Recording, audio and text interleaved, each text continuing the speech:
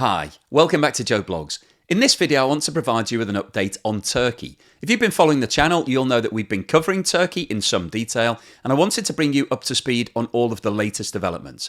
Now, the figures for December have been released in terms of the economy, and we've seen a reduction in inflation for the first time in a long period of time. However, inflation is still running at 64%. So we'll have a look at the details on what's going on, what's driven the reduction in inflation, and we'll talk about whether or not this is now a long-term trend, or whether we're going to see continued reductions in inflation, or whether this is just a short-term dip. We'll have a look at what's going on with regards to interest rates, because the central bank has announced its latest policy decision, so we'll see what's been going on there, because Turkey's been following this contrarian approach of lowering interest rates at a time of very high inflation. We'll then have a look at what's going on with regards to the balance of trade and the current account, because these are the critical issues for Turkey. They're running short of reserves, they're running short of cash, they desperately need to bring in more foreign currency so that they can make all of the purchases of oil and gas and food that they're having to buy in the international market. So we'll have a full update on that. We'll then talk about the latest position with regards to the NATO application from Sweden and Finland that Turkey was originally blocking. We'll then talk about the upcoming election, because the date has been moved forward. It's going to be earlier than expected. And we'll have a look at who the opposition is likely to be and how they're rating in the polls against President Erdogan. And then finally today I'll wrap up with my summary as to what are things likely to happen in Turkey over the course of the next 3 to 6 months, what the outcome of this election is likely to be, and what the impact will be on the global economy. So before we get started on all of that, as usual, I'm going to ask you for a thumbs up at some point during this video if you're enjoying the content. Please subscribe if you haven't done so already. Don't forget, I always include chapters, so if you don't have time to watch everything, you can pick and choose what you'd like to see. And if you'd like to support the channel, please have a look below, where you'll find links to the YouTube Super Thanks and membership, as well as Buy Me a Coffee and Patreon. And as always, I'd like to say thank you so much to everyone that has supported the channel. It means a lot to me. So let's start off by looking at the official rate of interest that's been announced by the Turkish authorities. And then we'll have a look at some unofficial data that's been produced by the GRUP, which is an independent research body in Turkey that is monitoring prices on a daily basis. This chart shows the movement in Turkish inflation over the last 12 months. And as you can see, in December, the official rate of interest was 64.27%, which represents a significant reduction against the previous month of 84.39%. And as you can see, the official rate of inflation in December is the lowest that Turkey has seen since March 2022. So at face value, this looks like very good news for Turkey. They've seen a massive fall in the rate of inflation. And the question is, how has this managed to be achieved? Well, two major costs from Turkey's perspective are the import of oil and natural gas. And this chart shows the movement in crude oil prices over the last 12 months. And you can see that since the end of June, there's been a significant reduction, coming down from around $120 per barrel to the current levels of around $80. And actually, if we look at this chart, which plots the movement in the price of Russian crude oil, you can see that Russian oil has been trading at a discount to where Brent crude trades, and has come down from around $100 to the current level of less than $60, which obviously is the critical level in respect of the oil price cap that's been imposed by the West against Russia. And as Turkey is still a friend of Russia and wants to do more business, a lot of the oil that Turkey is buying is coming directly from Russia, so Turkey will be benefiting from those discounts. And this chart shows the movement in natural gas prices in Europe over the last 12 months, and you can see that there's been two predominant spikes, one immediately following the invasion of Ukraine. We then saw prices come back down, and then we saw a second spike through the summer as we started to have political issues. Russia switched off the supply to a number of countries. We had the Nord Stream pipeline explosions. However, the price of natural gas today is now trading at a lower level than it was this time 12 months ago, and this is important from Turkey's point of view, because they're using natural gas for industrial purposes, to supply to homes, and also for the production of electricity. So this is a really big expense from Turkey's point of view. So as the price comes down in the international market of all of these commodities, then that will ease the pressure on prices within Turkey, and therefore we can explain why inflation has started to come down. And this chart plots the movement in the price of food over the last 12 months. And you can see that these prices are following a very similar trend to general inflation. And the current rate of food inflation is now around 78%, which is a significant drop against the 103% that was seen in November. And the rate of food price increases are now at their lowest level since March 22. So once again, at face value, this seems like good news. However, if you take a step back and look at the actual figure for December, food inflation of 78% means that food has almost doubled in price over the course of the last 12 months. And as we've discussed multiple times before, the problem with food inflation is that it's indiscriminate and it disproportionately impacts the poorest members of society because they're spending a large percentage of their income on food and they don't have any savings. So when food prices increase by 78%, it means that their wages also have to increase by 78% to be able to buy the same amount of food now as they did this time last year. Now, wages have not been increasing at anything like 78% in Turkey. So that means that over the course of the last 12 months, people have got less cash to be able to buy food. And as a result, there's a lot of pressure on the poorest members of society right now because they simply can't afford to buy enough food. Now, in terms of the official inflation figures, there are a lot of commentators who question whether or not the actual figures are 100% reliable. And as a result of this, an independent research group was formed in Turkey called GRUP, and they provide their own monthly inflation data. The data is compiled using online and offline sources, and approximately 250,000 different price points are calculated on a daily basis. Now, in terms of the way inflation is calculated, the data set includes a basket of items. And ENA include 339 of the 418 items that are in the official inflation calculation. And the remaining 79 items are excluded from the ENA scope due to their intermittent behaviour affecting inflation or because controlled products make up the majority. And I thought it was worth sharing this data with you because ENA's calculation of inflation show that for the last 12 months to December, they believe that the rate of inflation in Turkey is 137% compared with the official figure of 64%. So that is more than double the official figure. So looking at things in a positive light, obviously the trend is moving in the right direction. Inflation has started to come down. We haven't seen another increase month on month. However, when you take a step back and look at the actual rate of inflation currently in Turkey, it's still off the scale. It's still at a point where it will break the economy over the longer term. And to put the current rate of 64% into perspective, this chart shows the current rates of inflation for the G20. So these historically were the 20 largest economies in the world, and Turkey is one of those. And you can see that Turkey ranks at number 2. It has the second highest rate of inflation behind Argentina. And Argentina is in a complete state of economic crisis. I recently posted a video on that, so check it out if you haven't seen it. But excluding Argentina, the next highest rate of inflation in the G20 is Russia at 11.9% and then Italy at 11.6%. So 64% is completely out of kilter with all of the other developed economies here. And to put it into a global perspective, this chart shows the countries with the highest rates of inflation all across the world. And you can see that despite the reduction, Turkey is still ranking as the country with the 7th highest rate of inflation. The only countries with higher rates of inflation are Zimbabwe, whose economy collapsed a long time ago, Venezuela, which is heavily sanctioned, Lebanon and Syria, which are war-torn countries, Argentina I just mentioned, and Sudan, which is also affected by war. And if you look further down this list, Turkey is in a worse position from an inflation point of view than countries including Sri Lanka, Iran, Cuba, Sierra Leone, Ethiopia, Rwanda, and Ukraine.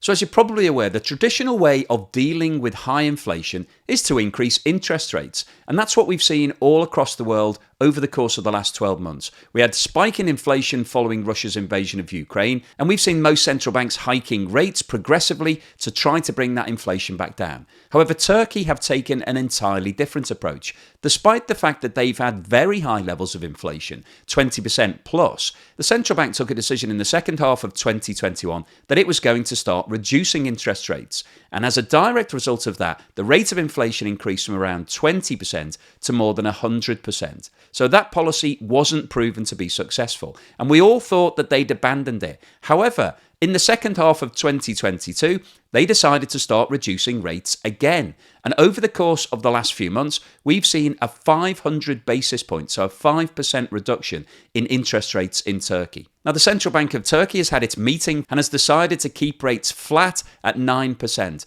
However, market commentators believe that this won't be the last time that we see a rate reduction in Turkey. It's likely in the course of 2023 that we will see more rate cuts coming. And of course, the interesting question will be, what will happen to inflation if those interest rates are cut further? Now, one of the interesting things about interest rates is that when you increase them, it encourages savers to put more money into the bank because they're going to earn some credit interest on those deposits. But obviously, you need to take into account what's happening with regards to inflation. Are prices rising faster than interest rates? Because if they are, then on a real term basis, the value of your money will be falling, because if you're paid 5% interest, but prices are rising by 64%, then obviously over the course of 12 months, you'll be able to buy less goods, and therefore the value of your money is falling. And this chart looks at what's been happening to the real interest rate in a number of different countries. And when we use the term real interest rate, this is interest rates that have been adjusted for what's happening with inflation, so taking into account the movement in prices. And this chart, which dates back to 2015, compares what's been happening in Turkey, Brazil, Russia, India, Indonesia, South Africa, and Mexico. So when we look at the overall picture here, you can see that the vast majority of the lines that have been plotted on this graph are running at or around zero. So that means in relative terms, when you take into account what's been happening with inflation, there hasn't really been any benefit from leaving your money in the bank. Everything has remained flat. So if you'd put your money in the bank, in any of these countries apart from Turkey and Russia, it would have remained flat in terms of the value. Now, the Russian line is shown in black here, and you can see there's been two pronounced dips. One in 2015, which was following Russia's original invasion of Crimea, after which there were a variety of sanctions applied against Russia, and the Russian economy suffered from that. And then another dip in 2022 following Russia's invasion of Ukraine. But those two dips pale into insignificance when you look at what's happened to the real interest rate in Turkey over the course of the last 18 months. And this is plotted by the red line. And as you can see, from late 2021 onwards, there has been a massive fall in the real interest rate in Turkey. And the reason for this is twofold. Firstly, there's been an actual reduction in interest rates in Turkey over that period. As I just mentioned, the central bank decided to start lowering interest rates despite the fact that inflation was running away with itself. And the second factor is that inflation increased from 20% to over 100% during that period. So the net impact of those two movements has been a massive fall in the real interest rate in Turkey. If you'd have just left your money in the bank in Turkey thinking that you were going to be paid some credit interest, on a real basis, the value of that money at one point was falling by more than 70%. And this is one of the reasons why there's a high level of dollarization in Turkey right now. A lot of the people in Turkey are seeing the value of their money diminishing in lira, so they feel more comfortable holding currencies like the dollar and the euro, or real assets like gold. The balance of trade measures the difference between the value of your exports and the value of your imports. So if you're exporting more than you're importing, you'll be making more money, you're being paid more than you're paying out. However, if you're importing more than you're exporting, it will be the opposite situation, and you'll be paying out from your reserves. Now, this chart shows the movement in the balance of trade in Turkey over the last 5 years. And the scale on the right-hand side is measured in US dollars and ranges from $2 billion at the top to negative 12 billion at the bottom. And this chart really highlights the problem for the Turkish economy, because over the last 5 years, there's been only a very brief moment in 2019 when the balance of trade was positive. Throughout the whole rest of the period, the balance of trade has been running a negative balance. And if you look at what's happened over the course of the last 18 months, there has been a significant deterioration. And in December 2022, the deficit widened by 53% to $10.4 billion. And this chart shows the movement in the current account in Turkey. And the current account, very similar to your checking account. So if you've got a negative position, it means that you're having to dip into your reserves, so your savings, to pay for all of the things that you're buying in. And the scale of this chart ranges from positive 6 billion to negative 8 billion. And once again, this highlights the problems in Turkey, because over the course of the last 5 years, the current account has been running predominantly in a negative position. And if we look at what's happened over the course of the last 18 months, there's been some really interesting movements. At the end of 2021, there was a dramatic fall in the current account. It fell from around 4 billion positive to around 7 billion negative, partly as a result of what was happening with regards to inflation. That's when inflation took off, when interest rates started to be reduced, and partly as a result of the crash in the Turkish Lira lira, which was linked to what was happening with interest rates and inflation. Now, in order to address this, the Turkish central bank and the authorities introduced a variety of schemes which encouraged the companies and the people of Turkey to put their savings into lira, to hand over gold, and a variety of other schemes that were designed to increase the reserves of the country. And you can see that those policies were successful and have increased the reserves. And at one point, this chart came close to getting back to zero. However, towards the end of 2022, we saw another marked deterioration. And the current estimates for 2022 is that Turkey is expected to record a current account deficit of around $48 billion for the full year, which is obviously an undesirable position because you don't constantly want to be having to use your reserves to pay for things like gas and oil. Now, following Russia's invasion of Ukraine, Finland, which has an 800-mile-long land border with Russia, and Sweden, which is an adjoining country and also very close, decided that they felt nervous about the situation and they wanted to make a full application to join NATO. And that application was submitted during the course of 2022. Now, NATO is officially a peacekeeping alliance of 30 different countries, most of which are based in Europe, but also includes the USA and Canada.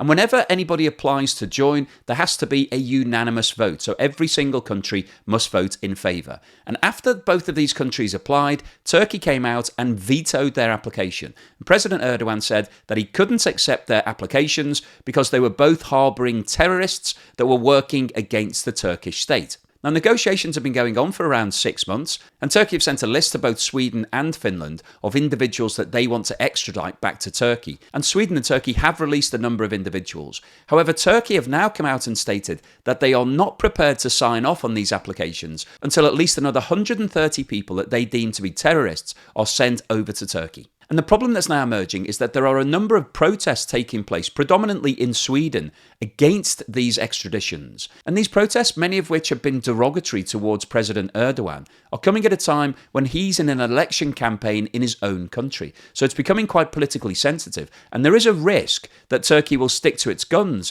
and refuse to allow both Sweden and Finland to join NATO. And of course, this opens up a whole political debate because Turkey has good relations with Russia. President Erdogan and President Putin are talking on a regular basis. They've stated that they want to increase the amount of business that they do together. And so a question mark is opening up here as to whether or not Turkey is taking a stance because it wants all of these prisoners released, or whether it just wants to block the entry of Sweden and Finland on a longer term basis.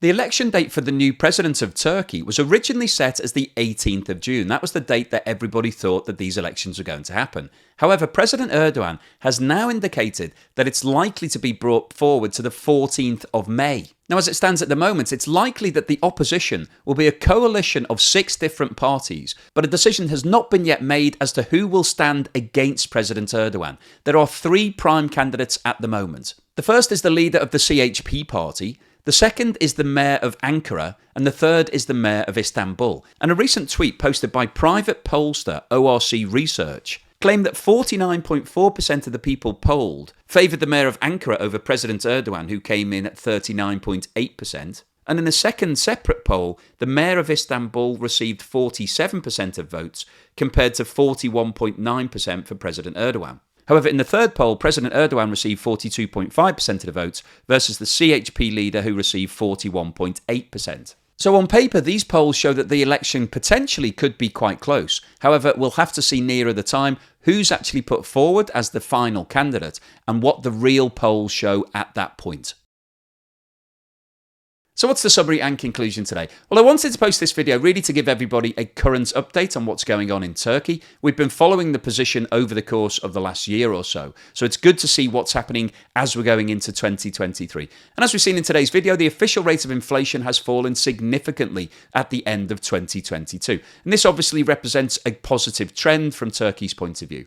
But there are some major challenges facing Turkey. As we've seen, the balance of trade remains negative and the current account is going down. So that means that on an ongoing basis, Turkey is having to find more and more cash, and it's having to dip into its reserves to do that. And until it gets to the point where it moves into a positive balance of trade, that's likely to continue. And one of the major problems that Turkey faces is that it's a net importer. It imports more than it exports. So that in itself makes it difficult to have a positive balance of trade. But when you look at what Turkey is actually exporting, it's manufacturing a lot of equipment and goods. So it imports parts and raw materials, it does some assembly work, and then it exports finished products. And unfortunately, from Turkey's point of view, there isn't a huge amount of value added in that process. They're not earning enough profit on all of that work to be able to switch from a negative balance of trade to a positive balance of trade. And because they're doing a lot of heavy industry and manufacturing,